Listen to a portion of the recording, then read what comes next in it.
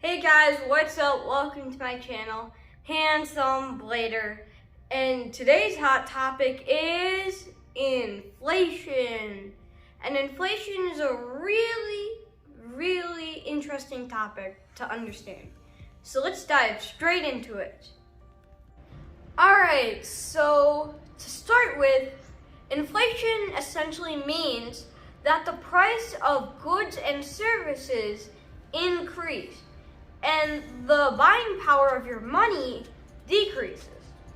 And to put this in an example, let's say I'm going to the grocery store to buy some milk, and I have $10. Each gallon of milk is $2. I can buy 5 gallons of milk.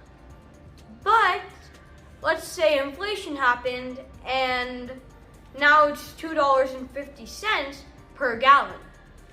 Now I can only buy 4 gallons of milk. Therefore, the buying power of my money decreases. Or in simple words, in smart people words, my money becomes less valuable.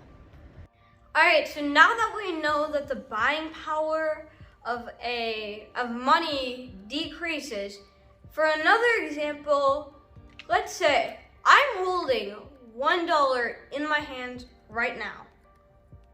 And as of right now, this $1 could buy me a maximum of 3 cookies, right? 3.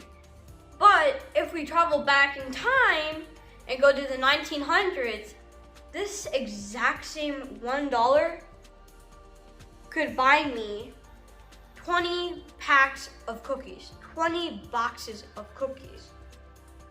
Inflation is a function of supply and demand of goods and services in the market. Alright, so let's talk about the first type of inflation. And let's say people wanted more cupcakes all of a sudden, but the cupcake companies can't manufacture more cupcakes in the same amount of time, therefore making the cupcakes more limited. Well then, the price of the cupcake goes up. This is called demand pull inflation. In the second type of inflation, let's say the demand for this cupcake stays the same, but the production goes down. And this can be for many reasons, like, for example, the raw materials are in shortage, or they just don't have enough employees to make the cupcake. That means the production cost increases, and the price also increases. This is called cost push inflation. The third kind of inflation, let's say that the production doesn't change and also the demand doesn't change, but the economy is just booming, people are becoming richer and having more money to spend. So in order to maintain the balance, the prices of the goods and also services increase. This is called monetary inflation.